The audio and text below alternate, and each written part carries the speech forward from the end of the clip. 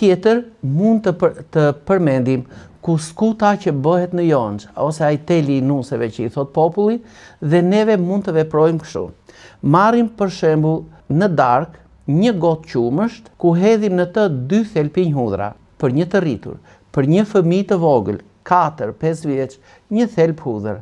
E shtypim, e lëm te gota e qumshtit. Në mëngjes, sa të çohet personi, i japim të pi gotën e qumshtit me hudhra.